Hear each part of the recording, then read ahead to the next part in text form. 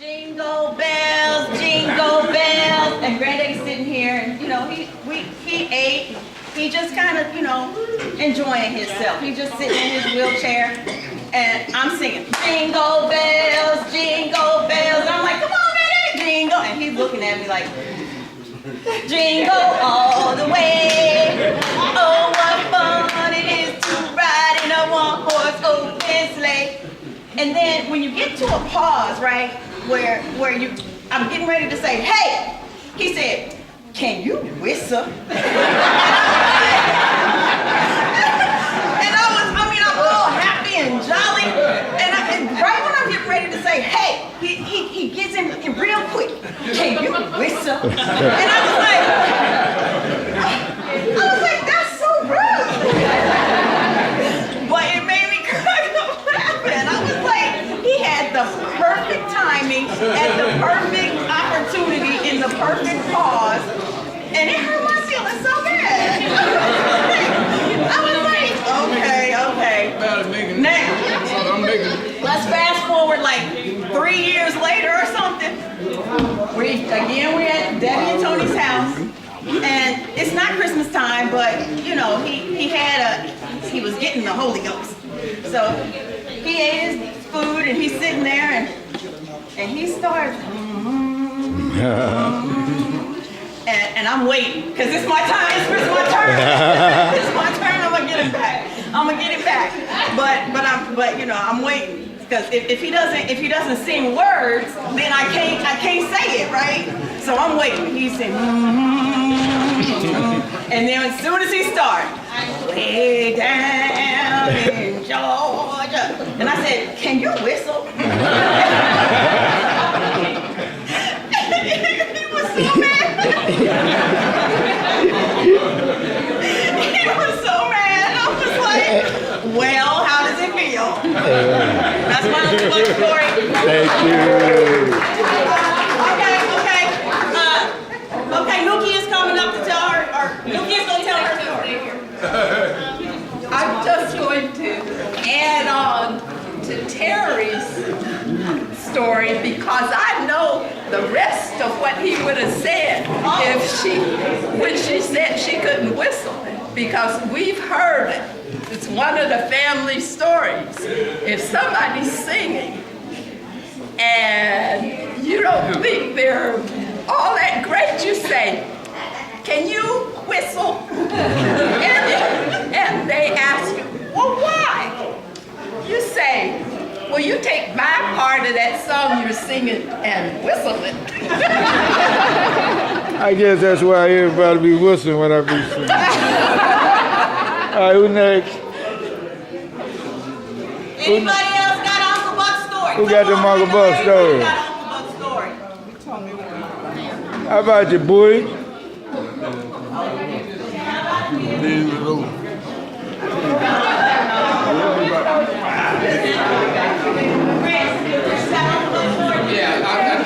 Where you at, Rick? I got a story that it was not too long ago. I came to Atlanta, and everybody was trying to get my daddy to go to the hospital, right? And he said, boy, I don't go to the hospital. Them doctors don't do nothing but kill everybody. They don't do nothing but kill everybody in my family. Don't kill everybody. And I told everybody, I said, I bet I can get him to go. He said, oh, no, I can't nobody get Uncle Buck to go to the hospital. I said, I'm going to get him to go. I said, Daddy, you need to go to the hospital. He told me the same story. Oh, I ain't going to no hospital. They killing everybody in my family. I said, but Daddy, you can't get no nurse, you can't get no Meals on Wheels or nothing, because you need a doctor thing. Just, let them know that you can get Meals on. I don't care about no Meals on Wheels, I don't care about nothing. So I waited about a week, and I came to him and I said, Daddy, oh, you gotta go to the doctor now. He said, boy, I done told you. I said, but they gonna give you a prescription. He said, I don't want no prescription. I said, prescription for American marijuana. He said, boy, where we going?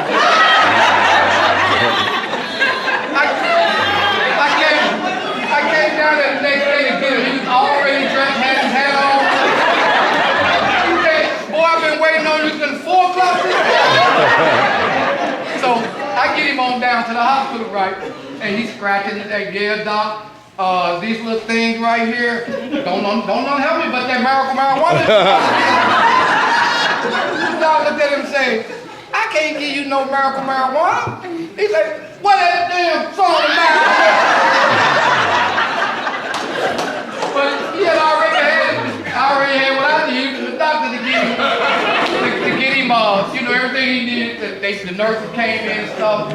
And so when the first nurse came in, gave him a bag, said, boy, where that girl been? Where she been? I said, Daddy, that's what the doctor did. He said, boy, the doctor ain't did nothing for me. He ain't give my miracle marijuana. And I came back the next week. Oh, he don't ran that nurse off. I mean, she was gone. The next one came. She was gone. The third one came. Said, I ain't going nowhere, Mr. Ben. I got 3 kids and I got to take care of them all. And so you ain't going to run me off. And they fought that they never went anywhere. She stayed there and took care of that. And that was a true blessing. But I have many stories about my dad. And the only reason I did that to him, I felt like I did it to him, is because I know he needs to go to the hospital, and he tricked me throughout my life. You know? I remember a story when I was younger. I wasn't a really good kid. I was doing my bad stuff, like selling stuff and doing stuff I ain't had no business doing. And he knew where I was headed. So he had a cop that he was real good friends with. He said, oh yeah, about this time right now, he should be walking through the park. Go get him. So I'm walking through the park, and I seen him coming, so I started running. I did all my little exit. I said, got away. Went home. The man was sitting in my house like this waiting. He said, boy, you can't get away. And so they took me on down to jail, right? I'm in the jail cell sitting like this. Everybody went to court except me. Here come the military guy come out. You either go to court or you can go with me. You can go to court or you can go with me. I said, I'm going with you. You know, the next day, I had long hair. All that next day, I found myself in boot camp. I'm like, what don't happen? And the man said, well, how do you want your hair? I said, just take a little bit off the side. That man said, okay. They took all my hair and I started crying and stuff. Next day I got up and snuck out and ran home. And I was walking through the downtown. I said, I got away. And I looked in the mirror. I wasn't Ricky Wright no more. I'm like, oh my God, look at my head. I was so embarrassed I went on back, you know. But there's so many stories like that he was a great man. He was a great man, one of my best friends. I mean, if it wasn't for him, I'm not a saint or nothing, but I still would be a man I am today. I just love him to death. Boy, that was really good.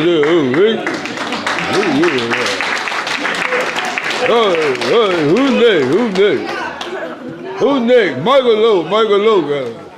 My name is Michael Lowe, and I've been married to the family about 30 years. I'll never forget Uncle Bo, because I'm from Atlanta. He stayed in the high rise in Atlanta. Nice to always go by there and see him. But one thing Uncle Buck used to say to me, they kind of hurt my feelings the first time. But as he kept saying it, as I kept going to see him, I said, Uncle Buck is a funny man. I said, hey, Uncle Buck, how you doing? He said, who is you? Wow, he don't remember me? I said, Uncle Buck, I'm the one, I'm married to Melanie. He said, Melanie? I said, yeah. He said, oh yeah, Mel. Oh, you Michael. Boy, you done got big of a couch. And he said it over and over. I just started laughing after about the third time. I didn't want to say that right there. All right, who's next? I'm afraid about the Uncle Buck though. Oh, where you go, Dada? Hey, I'm Dawn. I'm Uncle Buck's niece. And Uncle Buck come down here from Atlanta all the time. And he gonna find me and my cousin here. He got named me Black Guy. And then Fat Guy. And every time he come down here, he wanna find Black Guy and Fat Guy. So, it didn't ever make me mad. I said, well, I am dark. So, but he just always wanted to find us and talk with us and stuff, and we truly gonna miss him. All right, who next? Jack. I have an Uncle Buck story. All right, now, quiet up. I have an Uncle Buck story. Most of y'all know Mom married twice, but we always still say Uncle Buck. And my daddy's name was Jack Square. He was not the most attractive man in the world, so every time Uncle Buck would see me, he'll say, "Hey there, pretty girl. You sure is pretty. You sure you Jack Square now?" I in the world is Jack Square have a dog that looks like me. But he was a mess. I love him. Peter, what you got to say? Peter, what you got to say? What you got to say, Virginia? What you got to say? Who that is? Come here, bro.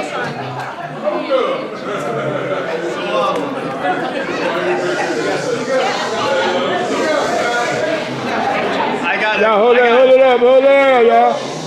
I got a couple of stories to share. All right, speak on up there. I'm Uncle Buck's great-grandson, but I don't think he remembered me too much.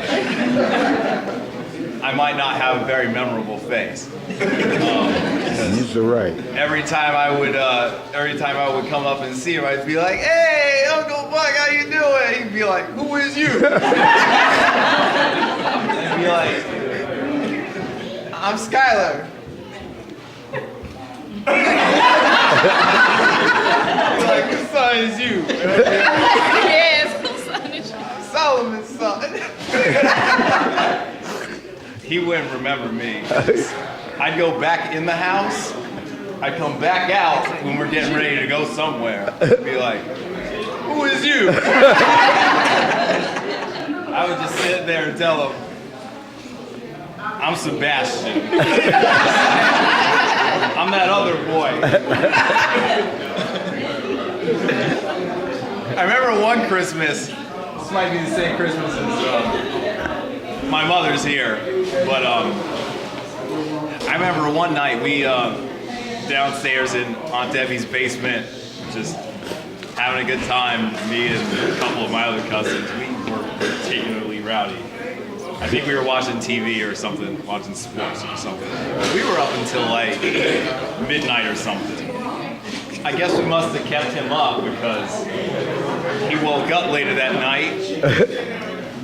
He started telling us all kinds of stories about how he went to war and stuff like that. Oh yeah. Talk about how I jumped out of a plane and had me on a parachute. And one thing that my parents always told me is that you don't go and just walk off when somebody's talking to you. So I just sat there in my chair going, "Yeah? Yeah? Oh, that's pretty cool." But time kept going on. And he kept going. He kept talking. And I was just like,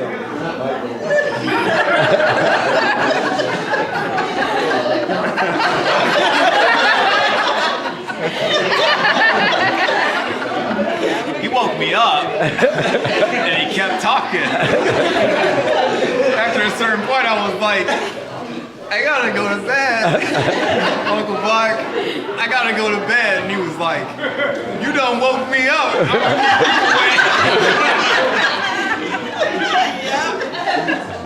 So that's how life works. Wake somebody up. You ain't getting no sleep because of that. Hey, you got one more? Yeah, I'd like to share this with everybody. During the later part of Daddy's days, I was standing at his door while he's sleeping, and he would be talking to every member of the family who had just passed away before him. I was standing at the door and said, "Daddy, who are you talking to?" "I'm talking to my sister, Bertha." "Don't you see her sitting right here, boy?" I'm like, okay, you know, I mean, and then throughout the years, he named everybody, so I know there ain't no question. I'm talking to Uncle Lowe, I'm talking to Snoop, I'm talking to Fox, I'm talking to who was that? Jack Blocker, you know. I mean, he named everybody. And we just sit there and we just listen how this conversation. I believe the spirit is on. They come back to visit us. I believe that too, Stan. Never witnessed that too. Tony, you got a shout out, man. I have a lot of stories about. Y'all hold it down. I have a lot of stories about buckshot too. Yo. And what a lot of people don't know, Buckshot was like a dad to me. Really like the only dad I knew. So I always had this special attachment to him. I figured out early that one thing that we got along, one of the reasons we got along so well is because when he lived in Atlanta, he was always guaranteed to see his baby girl. So I was that automatic trip down. You know, we get the cigarettes when we got down there, go get the beer and get the wine when we got down there, and we always clicked. But I remember when we were gonna get married, Buckshot, you know, kind of went to him and we just kind of muddled around, and finally he said, "You got something to ask me?" So, needless to say, 30 plus years later, I asked him for my wife's hand, and he agreed. So, it's always been a special person to me, special person to my heart. Thanks, Steve. All right, who's next? Okay. I'm Ebony. I'm Stanley's daughter and Uncle Buck's grandchild. When I first moved to Atlanta, I was staying in Decatur with Aunt Ella, and I was working in Marietta, so I would always have to pass through Atlanta to go to work and to come home. So after I get off of work, I would always stop by and see him and sit with him and talk to him. And I'd walk in the house and he'll go, of course, his favorite thing is, who are you? You know? And I'm like, I'm Ebony. Ebony, he always calls me Erica. But when I tell him Ebony, I'm like, I'm Stanley's daughter. And he's like, oh, okay.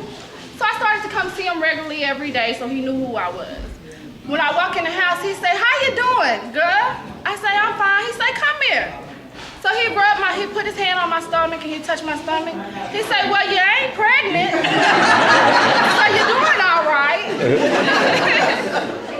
And then there was another time where he was in the high rises and I would come visit him all the time, and there was these young guys downstairs who would always ask about me. And they're like, oh, Uncle Ben, you know, who's your granddaughter? Who's the girl that comes see you all the time, your granddaughter? Grandpa told me, he told the guy, don't ask about who my granddaughter is. She don't want nothing to do with you. You walk around here with your pants on the ground. She don't want to talk to you. Make sure you leave my granddaughter alone. He said, you make sure you don't be messing with them little knuckleheads down there. They don't mean no good. They walk around with their pants on the ground all the time. I just don't understand it. But we had real good times. Another time is, he said, you know what, they don't come and get me and take me nowhere. I want to go to Greensboro and see my people. So I said, okay, Grandpa, I'm going to come get you. Let's go to Greensboro. I went and got him, put his wheelchair in the back of the car, you know, got him situated in the car, and we drove up here to Greensboro. And we went fishing. And we had a good time, just me, him, and it was some other people. I don't quite know who. But we went fishing, and you know, we got him out there, and he had his fishing pole, and he was mad he couldn't catch nothing. I'm like, Grandpa, you got your brakes on your wheelchair now? I can't have you rolling on down there in the lake. He's like, I got it. I was the first one to catch a fish, and Grandpa was kind of mad about that. But we had a great time. We stayed up here all night, and we went to like a little gas station around here. And we get out the car, and everybody's walking up, hey, cousin, here come another car, hey, cousin, here come another car, hey. I said, are we related to everybody out here? Everybody that done pulled up at the store said, hey, cousin. But yeah, that's my story.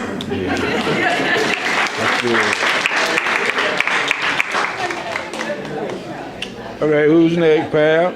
Where you at, pal? Come, bring it. Well, I'm Shannon. I'm Bertha's granddaughter. I have lots of stories about Uncle Buck because we grew up in Cincinnati and Uncle Buck was always there. But the story that I have is from a family reunion that was in Greensboro. Not the last one, but the one before that. And I was outside of the hotel. Uncle Buck was sitting there in his wheelchair. And I had my iPad. I was talking to my daughter because she couldn't come. She was at school. And then I said, oh, hey, Uncle Buck. And so he always knows that he want to see what you're doing. So he was like, what you doing? I said, oh, this is my daughter. And so she said, hey, Uncle Buck. And he talking about, she act like she can see me. I said, Uncle Buck, she can see you. He was like, what? I can't believe it. So he waving, hey, girl. Hey, honey, look up, you know. And so now every time me and my kids FaceTime, we laugh. And I be like, you act like you can see Hey man, check this out. You know when Uncle Buck, I used to be on Uncle Buck's house, right? He could hear real good, right? And so with the phone rang on the TV, he pick up his phone, hello. I they on that on the TV. Oh, folk won't say nothing. All right, who's next? Bush, what you got, Bush? Hey, doll, I know you got something. You got something. Yes. Come here. There are lots. We all know Uncle Buck had some cars. And Uncle Buck would always give you a ride. So one day, Uncle Buck was giving me a ride, and I was in a car. He was over there driving, and he seen somebody he knew, but he had passed him, and he started whipping a U-turn. He had his head out the window. He was hollering at people and everything, and the door on my side flew open, and I went down, and I could see the ground, and I could see my hair touching the ground, and I ain't never been the long-haired sister. So I knew I was close. I was waiting on Uncle Buck to reach over and get me, but he was still out the window. So I finally pulled myself up, and it was hard to do because he was still doing that U-turn. By the time I got myself up, I looked over at Uncle Buck. He looked at me and said, "Girl, shut that door."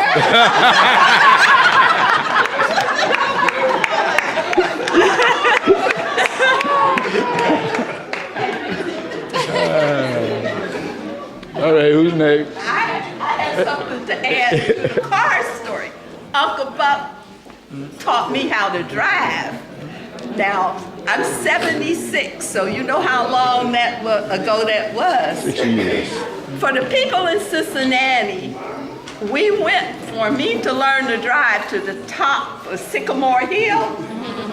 Oh my God.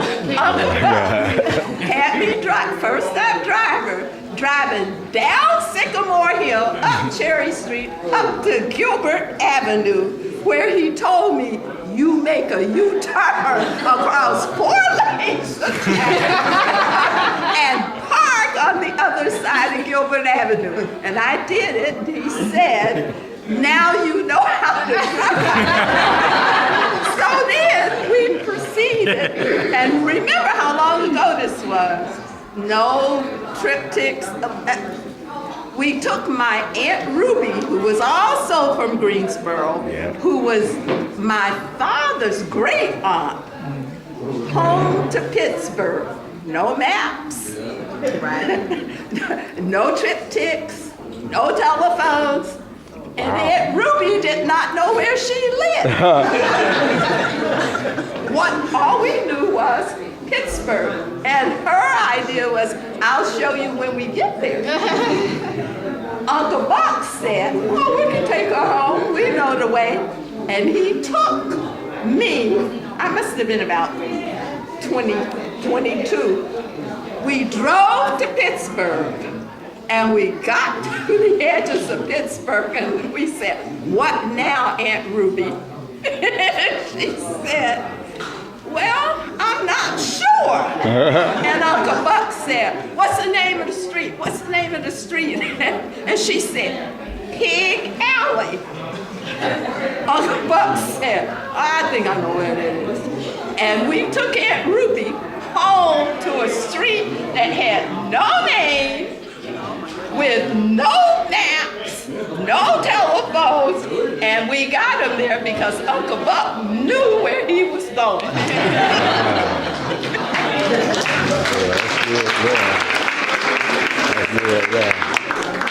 That's good, yeah. I think I got Oh, yeah. Oh, shoot. Hold on. Give me some space. Wait a minute. I know, right? Right. So I didn't get to spend a ton of time with my granddaddy. Y'all hold it up. But when I did, he always shocked me because he was so always lucid, always clear. He always had a joke, and I was like, but you so old. But I didn't really always realize how quick and witty he was until he would say something super duper quick and witty. So one time, we were at my other grandma's house. I don't know where she is, but we were at her house, and we were dropping him off because then we were going back to Cincinnati. So he was in the car. I'm way in the back seat, third row, and he's sitting in front of me. While we're on our way to his house, everybody's just looking out the window. And he was like, "What's that thing right there?" And we all looked. Well, one thing, Granddaddy, it was a lot of things outside. What's that thing right there? And we were like, what are you talking about? He was like, that thing walking. It was a woman walking up the side of the street. We were like, what are you gonna call her a thing for? He was like, that thing owed me money. That's my story. We were like, wow.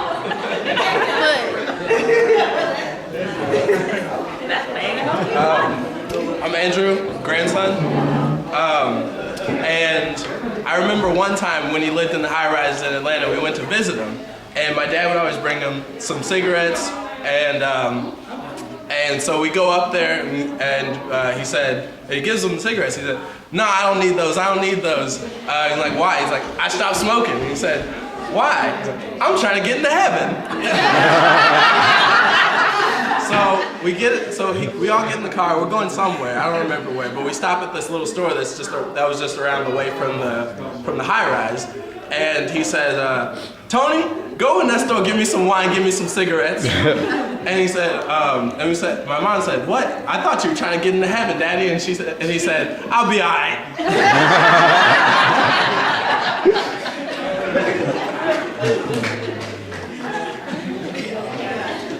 Tony, what you got? All right. I'm Tony, oldest grandson. Anyway, I was living in Texas, and my Uncle Ricky, my granddaddy, and I can't remember who was with y'all. It might have been you, Foot, I don't know. Okay. But anyway, they on their way back from California up to Cincinnati. They come to see me in Texas. And it's a Saturday night or a Sunday night, I can't remember. But Granddaddy wanted to go out. So, okay, I'll take you out. We're just gonna go to the club. So we went to the club, and Ricky do his thing at the club, and whoever else was doing their thing, I'm trying to do my thing. And then it got a little late, I was like, well, where's Granddaddy? I looked around, Granddaddy on the dance floor, he got 4 or 5 girls with him.